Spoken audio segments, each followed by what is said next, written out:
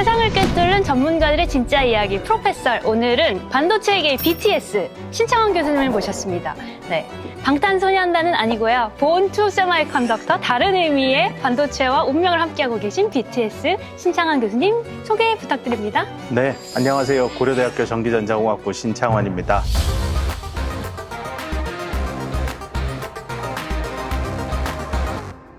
제가 BTS라고 하니까 BTS 팬인 아미 여러분들 부디 오해하시지 말고 시청해 주시길 부탁드리겠습니다.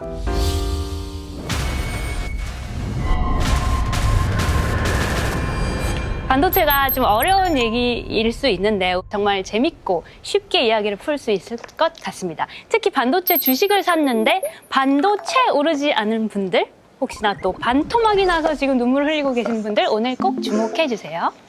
최근 거의 모든 산업에 영향을 끼치는 것은 물론 세상을 정말 뒤흔들고 있는 기술이 있죠. 인공지능 AI입니다. 그리고 AI 시대의 반도체가 정말 중요하다, 이런 얘기는 많이들 들어보셨을 거예요. 그런데 구체적으로 인공지능과 반도체는 어떤 관계인지 일타 강사처럼 간략하게 한번 소개해 주실 수 있을까요? 맞습니다. 이게 수능시험 문제에 나오면 딱 한 줄로 이렇게 답하면 됩니다. 네네. 인공지능을 구현하기 위해서는 인공두뇌가 있어야 됩니다. 네. 인공두뇌 없이 인공지능은 있을 수 없습니다. 인공지능 AI라고 하잖아요. 인공두뇌는 반도체입니다. 그래서 반도체와 AI는 뗄래야 뗄 수 없는 관계입니다. 아, 정말 한 줄로 잘 요약을 해주셨네요. 인공두뇌는 반도체다. 네. 머리에 쏙 들어오는 표현이었습니다.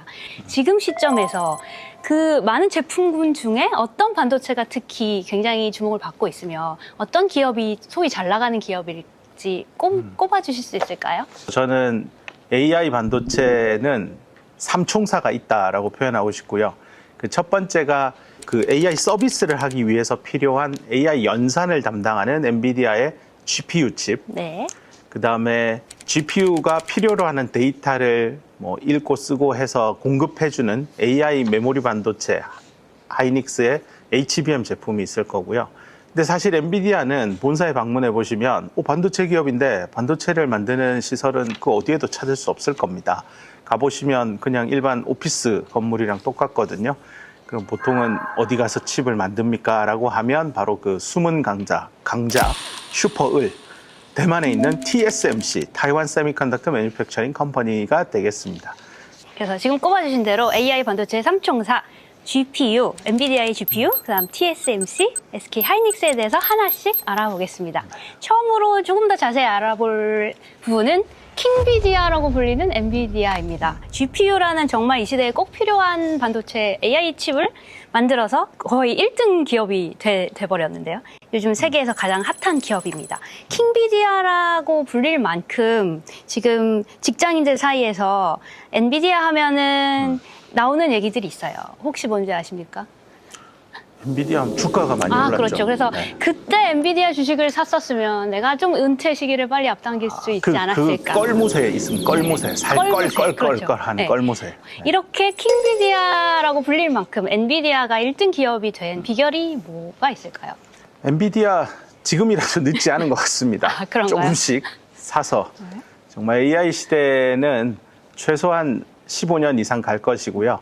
AI 시대 이후에 새로운 혁명이 오더라도 AI 시대는 계속 그 저변에 깔려 있다라고 보시면 되기 때문에 한번 이렇게 잡은 패권은 꽤나 오래 갑니다. 그래서 지금이라도 늦지 않았으니 자꾸 살 걸 후회하시지 마시고 조금씩 투자하시기를 바랍니다. 근데 사실 엔비디아만 부러워할 필요는 없습니다. SK 하이닉스 주가도 최근에 수년 전에 한 85,000원 했던 게 기억이 나는데요. 제가 그때도 이 기업은 대한민국의 자본시장에 있기 때문에 코리아 디스카운트 때문에 저평가됐지만 AI가 더 화랑이 되면 적어도 시총 200조 원 이상의 몸값을 가지는 기업이기 때문에 25만 원, 단기적으로는 30만 원을 간다라고 수년 전부터 얘기를 했는데 지금 방송을 촬영하고 있는 오늘 주식으로 확인해 봤더니 한 31만 원 전후로 왔다 갔다 하고 있습니다. 그때 또 샀었어야 하는데. 또 껄무새역이 되잖아요. 그대로 할 수 있네요. 그 후회를요. 엔비디아의 그 시가총액을 한번 제가 검색을 해봤더니 4조 달러가 넘었었어요. 4조 원이 아니라 4조 달러고 하나로 따지면 5,500조 정도 됩니다. 도대체 엔비디아를 이렇게 먹여 살린 GPU라는 아이가 어떤 친구이길래 이런 효자 상품이 되었는지 GPU에 대해서 조금 더 기술적인 면을 좀 소개해 주실 수 있을까요? 이름이 사실 그래픽이라서 왜 그래픽이나 궁금해하시는 분들도 많았을 거예요. 그러니까요. 그래서 GPU는 게임 그래픽용으로 개발을 했기 때문에 화면을 보고 게임을 하잖아요. 네. 이 화면은 가로 세로로 다 점들로 이루어져 있어요. 그 점을 어려운 말로 픽셀이라고 하고 그 수백만 개의 픽셀을 동시에 색깔을 바꿔줘야 됩니다. 그래야 우리가 원하는 영상이 네. 쭉쭉쭉 나오니까요. 근데 그 수백만 개의 픽셀을 한 순간에 쫙쫙 바꿔야 되니까 수백만 개의 병렬 연산이 동시에 이루어져야 되는 거죠. 네. 자, 그런 병렬 연산에 특화된 연산 장치가 CPU가 아닌 GPU. 그래서 네. GPU는 동시에 병렬 연산하는 게 중요하니까 이걸 일상생활에 경험할 수 있는 게 비행기 타러 가보면 출입구가 하나잖아요. 네. 그래서 뭐 1시 비행기면 1시에 탈 수 없잖아요. 그렇죠. 12시 반쯤에 가서 줄 서서 게이트에서 네. 들어가야 되잖아요. 네. 이렇게 비행기는 출입구가 하나라서 사람 한 명, 승객을 한 명 한 명을 데이터라고 본다면 데이터가 이렇게 순차적으로 들어가요. 근데 지하철 타보면 그렇게 복잡한 지하철도 한 정거장에서 한 30초 정차하나요? 네. 20초 서고 막 그래도 사람들 엄청 빨리 타고 내리잖아요.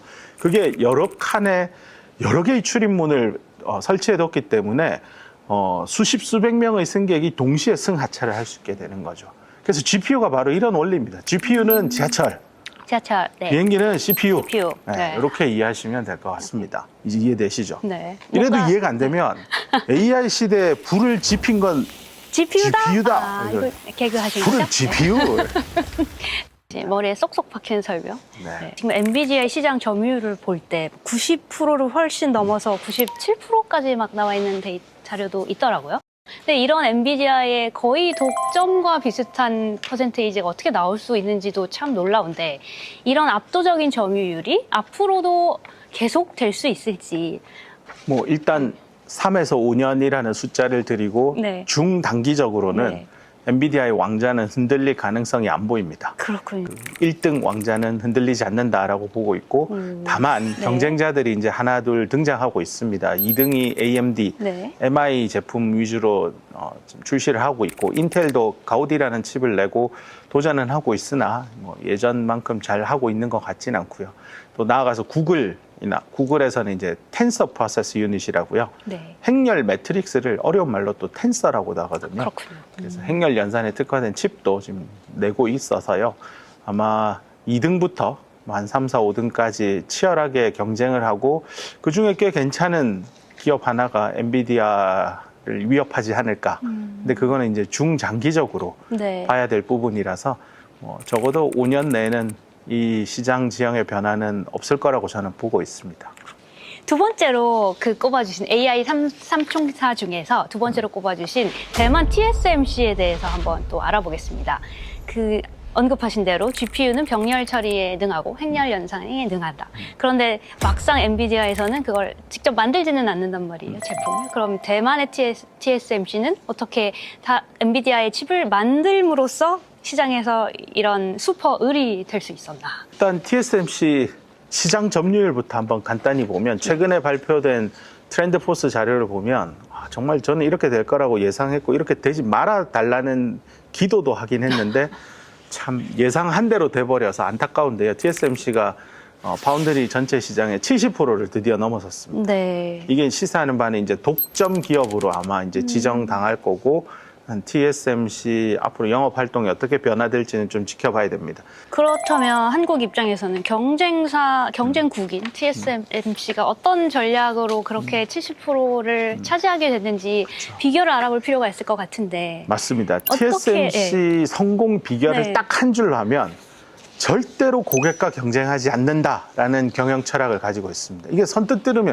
야 고객과 경쟁을 하지 않는다. 그게 무슨 말이에요? 근데 이게 파운드리업의 특성입니다. 네. 파운드리는 옛날 말로 대장간입니다. 대장간이요. 네. 네. 그러니까 농부들이 가장 전면에 있는 AI를 쓰는 서비스를 쓰는 한 개인이라고 본다면 그 농부들이 농사를 짓다 보면 자기 영역에서 사업을 하다 보면 AI를 쓰듯이 당시 이제 농부들은 농기구를 써야 되잖아요. 네. 근데 그 강원도냐 전라도냐 경상도냐에 따라 땅의 거칠기가 다르다 보니 고객들의 수요가 달라요. 농부들이 희망하는 농기구의 모양이 다를 거예요. 네. 근데 그거를 잘 간파해서 우리 지역민들이 필요로 하는 농기구를 잘 설계하는 사람들이 있을 거예요. 네. 근데 그분들은 대장간을 운영하려면 돈이 많이 들어요. 대장간 주변에서 농기구를 설계하는 엔지니어들이 대장간에 와서 야 내가 이렇게 설계했는데 이렇게 좀 만들어줘 하면 이제 만드는 일만 대장간을 합니다. 그 대장간에 있는 사람은 어떻게 하면 설계된 대로 잘 만들까에 포커싱을 두는 거고 또 설계하시는 분은 그 농기구를 사가는 농부라는 고객들의 마음을 훔쳐서 어떻게 하면 내가 농기구를 잘 만들면 잘 팔 수 있을까 이 고민을 하거든요. 그러다 보니 이 대장간의 사업자는 농부나 그 농기구를 설계하는 사람하고 경쟁하지 않아요. 이 일만 잘하면 돼요. 대장간 운영만 잘하면 돼요. 설계나 농사에 대한 노하우는 알려고 하지 않는 그런 고객과의 경쟁 관계. 알기는 알아야 됩니다. 네. 이해를 해야 무엇을 요구할지 아니까 네. 고객의 희망사항을 알지만 내가 이거 만들어서 잘 팔리기 시작하면요. 사람이 항상 이기적인 동물이라 우리 고객이 나한테서 칩을 만들어 가서 돈을 많이 버네? 야, 그럴 거면 내가 칩 설계해서 내가 팔겠다 이 마음이 들거든요. 그 생각을 TSMC는 참고 있는 거군요. 그렇죠. 절대 하지 않았어요. 훌륭합니다. 그래서 절대로 고객과 경쟁하지 않겠다라는 네. 선언을 하고 진정한 의미의 dedicated foundry라는 모델을 고객에게 제공합니다. 네. 그래서 애플, 네. 엔비디아, AMD와 같은 고객들이 TSMC를 100% 신뢰할 수밖에 없는 이유가 쟤네들은 TSMC는 우리랑 경쟁하지 않겠구나라는 확고한 믿음이 있기 때문에 TSMC는 이렇게 지금 1등 기업으로 성장했다라고 보면 되겠습니다. 네. 이제 26년 하반기, 네. 내년 하반기가 되면 2나노 마켓에서 아마 치열하게 TSMC랑 삼성이 붙을 겁니다. 네. 거기에서만큼은 승기를 잡고 이 위기를 극복해 나가기를 간절히 고대하고 있습니다. 응원을 저도 해보겠습니다. 네. 이어서 아까 AI 삼총사 중에 세 가지 중에 하나를 꼽아주신 하이닉스 HBM 얘기를 해보고 싶습니다. 네. 요즘 하이닉스 하면 연관 검색어가 뜨는데 뭔지 혹시 아시나요? 그 SK니까 네. 사우스 코리아 SK 굉장히 아니에요? 애국적인 대한민국. 마음은 알겠는데 사실은 현실적으로 성과급 얘기가 이어서 나옵니다. 지금 기사에서 보면 1인당 평균 1억씩 성과급을 지급할 예정이다. 많은 일개미들의 또 부러움을 사고 있어요. 이렇게 1억씩 성과급을 지급할 수 있었던 이 효자 상품 HBM 도대체 어떤 제품이길래 이런 큰 시장을 가져갈 수 있었을까요? 이러면 또 저희 구독하시는 분들, 시청하시는 분들 이제 지루해질 타이밍이라서 네. HBM으로 네. 삼행시 한번 가시죠. 그럼 제가 오늘 띄워드리겠습니다. 자, H, 하이닉스 B, 베스트 M. 메모리. 그렇죠. 하이닉스의 베스트 메모리가 HBM입니다. 그래서 제가 그렇게 고대하고 고대하던 네. 제가 고대 또 있잖아요. 고대 칼라를 오늘 입고 고대 오셔서. 배지도 달고 왔어요. 네. 고대에서 그렇게 고대했던 고대역폭, 고대역에 폭 빠질 수 있는 메모리, 그 HBM이다라고 보는데 사실 좀 더 큰 의미에서 H는 한국, 네. B는 반도체, M은 미래. 그래서 한국 반도체의 미래가 곧 HBM이다. HBM입니까? 그렇게 생각하고 있습니다. 네. 뭐 이제 조금 진지하게 얘기하면 HBM은 이제 하이 밴드위스 메모리의 약자이고요. 만드는 과정을 보면 D램 반도체 칩을 8개, 12개 뭐 이렇게 적층을 하게 되는 구조고요. 그 칩과 칩 사이에 전기 신호를 주고받아야 되니까 스루 실리콘 비아라고 실리콘을 관통하는 전극이라고 합니다. 그래서 스루 실리콘 비아를 보통 HBM3E는 1024개, HBM4 이제 나올 건데 걔는 2048개가 박혀 있습니다. 물론 그 신호를 주고받는 TSV가 그 정도고요. 파워를 뭐 발열이나 또는 물리적인 뭐 힘들을 좀 보완하기 위해서 여러 개의 기둥들도 박혀 있어서 무려 뭐 5,000개 이상 이런 기둥들이 여기저기에 박혀 있다라고 보시면 되겠습니다. 상용화가 앞으로 임박한 아까 말씀하신 HBM4의 경우는 얼만큼의 큰 능력을 가지고 있는 칩이라고 보면 될까요? HBM4 설명을 드리면 SK하이닉스가 세계 최초로 공급을 시작한 게 HBM4 12단 제품입니다. 그러니까 D램을 12개 쌓은 제품이고요. 여기 주요 기술적인 성능을 간단히 설명을 드리면 1초에 2TB 이상의 데이터를 처리할 수 있는 대역폭을 세계 최초로 구현했습니다. 이거 쉽게 설명드리면 Full HD급 네. 영화 400편을 딱 1초 만에 전송할 수 있는 그 정도의 대역폭을 가지고 있다라고 보시면 네. 되고, 이 HBM4 제품은 이제 지금 양산되어서 나가는 3E 제품 대비 60% 이상 성능이 향상됐다라고 봅니다. 이런 그 향상된 대역폭 덕분에 AI 모델의 복잡한 연산 처리에 필요한 대용량의 데이터를 보다 더 빠르게 초고속으로 전송할 수 있게 되었습니다. 기존 HBM3E 대비 처리 속도 60% 이상 향상되었고, 용량은 36GB까지 확장되었고, 동시에 어드밴스드 MR머프 공정 기술을 써서 안정성까지 크게 개선된 차세대 AI 메모리 솔루션이다라고 정리할 수 있겠습니다. 그동안에 이제 엔비디아의 이런 대량 물량을 공급하면서 성장해 왔던 이 HBM을 바탕으로 한 하이닉스의 그런 패권에서 그 하이닉스가 앞으로도 이 1등을 쭉 유지할 거라고 보시나요? 아니면 다른 경쟁자들이 막 치고 올라오는 상황인가요? 일단 2025년 올해는 뭐 경쟁자가 없다라고 저는 보고 있고요. 그렇습니까? 예. 26년 상반기까지도 개인적으로는 경쟁자는 없다라고 봅니다. 아마 26년 하반기가 되면 경쟁자가 생길 수도 있는데 네. 그거는 아직 지금 시점에서는 판단하기가 어려운 것 같습니다. 그래서 조금 더 시간을 두고 기다려봐야 되지만 굉장히 보수적으로 얘기해도 내년 상반기까지는 SK 하이닉스의 HBM 사업을 위협하는 사업자는 없다. 네. 전혀 없다. 전혀 없다. 이렇게 네. 보고 있고요. 이 위상을 네. 유지하기 위해서 SK 하이닉스는 현재 미국 인디애나주에 네.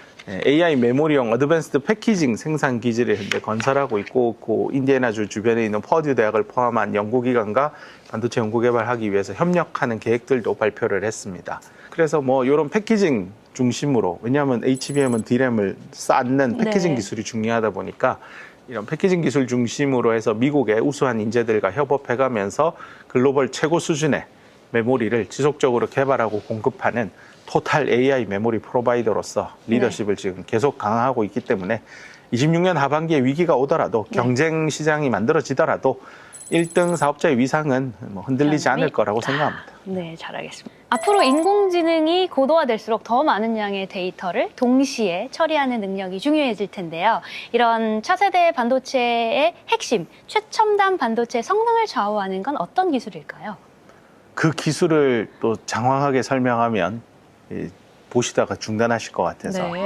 재미난 음식을 준비했으니까 이야. 그걸 보고 시작하겠습니다. 그럼 제가 한번 뚜껑을 열어봐도 될까요? 네, 그러시죠. 효과음이 좀 필요할 것 같은데. 따단. 네, 교수님.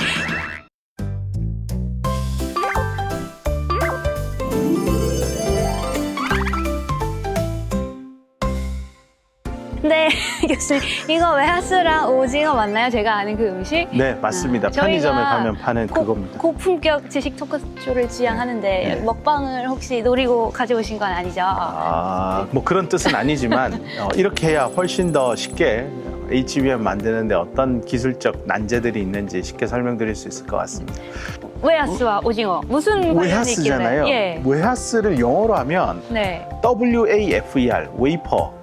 에다가 반도체에 S, 나오는? 복수형입니다. 그게 웨하스입니다. 웨이퍼가 여러 개 있다는 뜻이잖아요. 네. 웨하스도 보시면 밑에 딱딱한 크리스피한 네. 그 웨이퍼가 하나 있고요. 네. 그 위에 크림을 바릅니다. 예. 그리고 또 웨이퍼가 올라오고 또 크림 바르고 웨이퍼 올라옵니다. 그래서 보통은 약간 삼겹살 같아요. 삼계층으로 그렇죠. 예. 되어 있는 거고요. 이런 구조를 제가 보는 순간 이건 HBM이다라고 생각한 겁니다. 제가 만약에 두 개를 들어서 이렇게 쌓으면 3, 3이니까 6층짜리 6단 HBM인 거죠. 네네. 그래서 이 웨이퍼를 여러 장 쌓아서 만든 최초의 AI 메모리 반도체가 HBM이고 그냥 이해하기 쉬우시라고 웨하스다라고 표현하고 있는데요. 근데 이 칩들을 이렇게 웨하스는 굉장히 빳빳하게 평평하게 해서 잘 쌓아 올렸잖아요. 네. 왜냐하면은 그냥 웨이퍼 주고 크림 바르고 웨이퍼 주르니까 여기에는 열 공정이 안 들어가요. 네. 근데 사실 HBM은 D램 다이와 다이를 붙이는 과정에서 압력만 가하지 않고 열도 가해야 됩니다. 자, 열을 가하는데 이렇게 얇은 웨이퍼가 가만히 있을까요? 왠지 안 있을 것 같네요. 그렇죠. 그래서 혹시 오징어가 옆에 그래서 나온 오징어를 건가요? 갖고 온 겁니다. 그 오징어 구워보면 네. 막 오그라들잖아요. 네. 이게 얇은데 열 가하면 무조건 그 열 팽창 계수가 지역적으로 다르기 때문에 네. 휠 수밖에 없습니다. 그럼 HBM도 마찬가지죠. 어떻게 하면 열을 가하면 열이 골고루 잘 퍼져서 정말 D램 다이가 휘지 않고 쭉 쌓아 올라가게 만들 수 있을까? 이건 정말 공정 기술의 난제이거든요. 근데 이걸 또 SK 하이닉스는 어드밴스드 MR 모프 공정 기술을 이용해서 웨이퍼 다이를 가접합을 시키고요. 액체 상태의 어드밴스드 MR 모프 소재를 안으로 밀어 넣어서 채워서 살짝 한 번 더 열을 가해서 굽습니다. 웨하스를 만드는 과정이 SK 하이닉스랑 삼성전자, 마이크론이랑 좀 구분돼 있긴 한데요. 공정은 좀 다르지만 최종 목표는 똑같습니다. 평평하게 휘지 않도록 하면서 최대한 많이 붙여야 되는데 엔비디아라는 고객사가 희망하는 건 최종 총 높이는 딱 정해져서 나와야 되거든요. 그러니까 12단이 아니라 16단, 24단 이렇게 하려면 앞으로 저 D램 다이는 더 얇아져야 될 거예요. 근데 더 얇은 것들을 더 높은 층으로 붙여야 되니까 앞으로 오징어 휘는 거를 누가 더 잘 제어하느냐의 게임으로 변화될 거라고 생각하고 있습니다. 고객사가 딱 정해준 그 공간 안에 누가 얇게 많이 쌓느냐 그 경쟁을 또 지켜보는 재미가 있을 것 같습니다. 네. 반도체계 BTS 신창원 교수님과 함께하는 프로페서 다음 시간에는 총성 없는 전쟁 AI 반도체 기술 전쟁을 주제로 조금 더 자세한 얘기 나눠보도록 하겠습니다. 프로페설에서만 만날 수 있는 가장 쉽고 재밌고 맛있는 반도체 썰 기대해도 되겠죠 교수님? 예썰. 다음 시간에 또 만나요. 네.